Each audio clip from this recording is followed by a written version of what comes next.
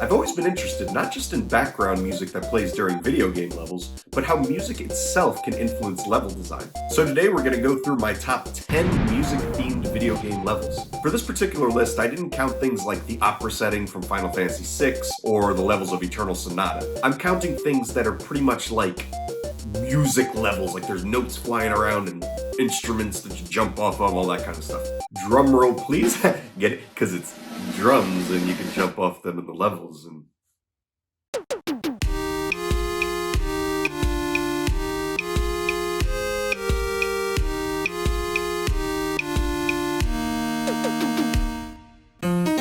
as a Sonic level, this is fine.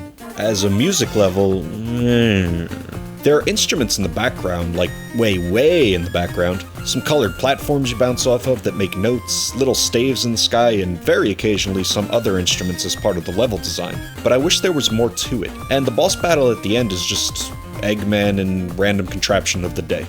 Overall, not bad, but the unfulfilled potential puts it at the bottom of this list. Strangely voiced Mr. Krabs gives Spongebob a mission. Do you think you can make it across this sheet of music to the golden spatula on Squidward's big nose? It's a fun little thing, with music notes as platforms and evil sharp signs. However, it's a bit cheap to make a music-themed stage and make all of the instruments, besides the giant clarinet, into trampolines that make drum noises. Like, it's a saxophone. Make it saxy. They did do a great job at cleaning up the aesthetics in the rehydrated version of the game. Plus, Handsome Squidward got thrown in, so forget everything I said, this is number one. I'm surprised it took so many parties for Mario to finally go to a music board. Toadette's music room has some cute ideas in implementing music into the Mario Party formula. There's music stuff all over the place as decoration, but the interactive elements are what are really cool.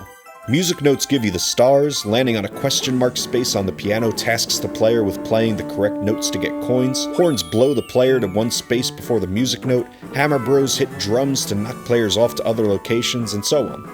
The music sheets in the background even feature an excerpt from Let's Get a Move On from Mario Party 3, and I love little details like that. As a stage, I like this one because the stars get progressively more expensive. The first one is 5 coins, the next is 10, and so on until it cycles back. I have no idea what that has to do with music, but there's a joke about me being a musician and not having any money in there somewhere. Mamma mia!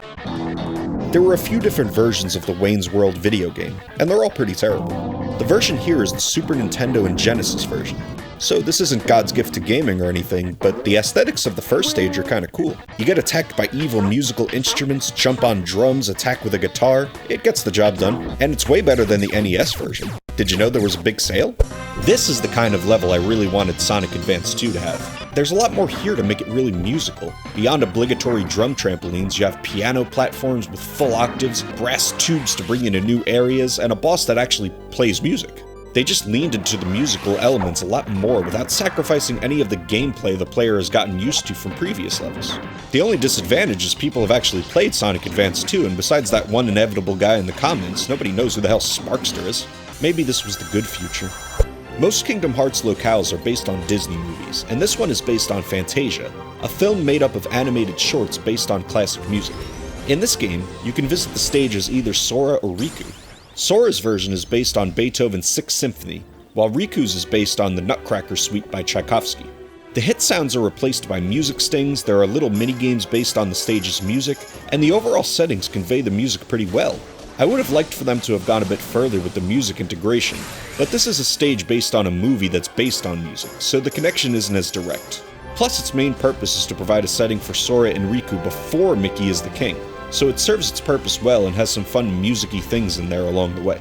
In this level, hootses blow into instruments in time with the music, and the air pushes the congs up. At the end of the level, you actually enter a giant instrument and have to ride the gusts through the tubing. What I like about this one is that it uses instruments, but in a way that looks and feels reasonably natural in the world of Donkey Kong. There's not that much music stuff going on here, but what is going on is creative and fun. And it's not just random instruments shoved into a jungle. It feels right, it's fun, banana slammer. Remember that Kong with the mustache? I used to love that guy. File that under stuff Nintendo will never allow again that they should. Before we get to the top 3, here are some honorable mentions.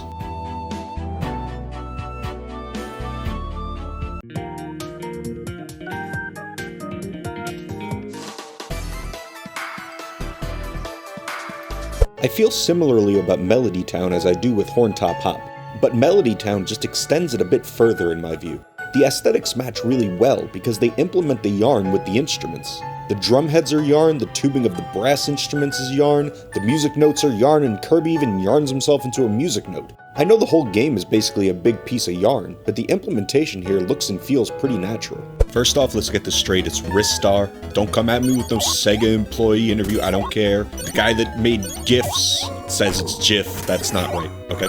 So, it's Ristar. Planet Sonata, as the name suggests, is a music city. It's a futuristic looking place, but with music notes and instruments all over.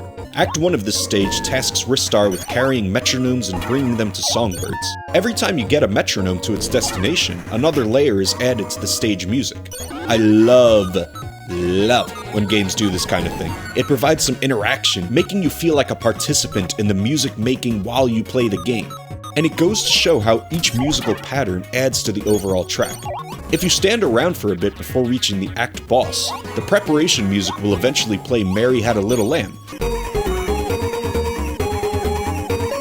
And I have no idea why I love this, but I do, so here we are with me loving it. Wanna fight about it? Act 2 has Ristar inside a musical factory, complete with piano floors and the obligatory drum trampolines. The bosses of Planet Sonata also make use of music. I love the second act boss fight.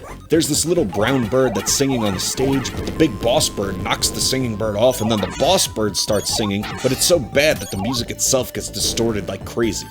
This is how you do a music-themed setting in a game. I can only imagine what it would be like on superior hardware. Maybe something like... This is the one. Pianos, vibraphones, and marimbas to drive on that adds the backing music, obligatory drum trampolines, and gigantic bouncing notes which are Mario Kart original characters that feel like they could be in a mainline Mario game. Mario Kart 8 even added a few things onto the original and tweaked the bouncing notes. Bro, when you hit the sides, little music notes come out. They didn't have to go that hard, but they did. They certainly did. I only wish they made the music blocks from Super Mario Bros. 3 actually functional, but at least they're there.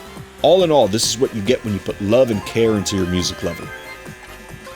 At the time of this recording, a copy of Sparkster for either the Super Nintendo or the Genesis will cost you about $100 or more.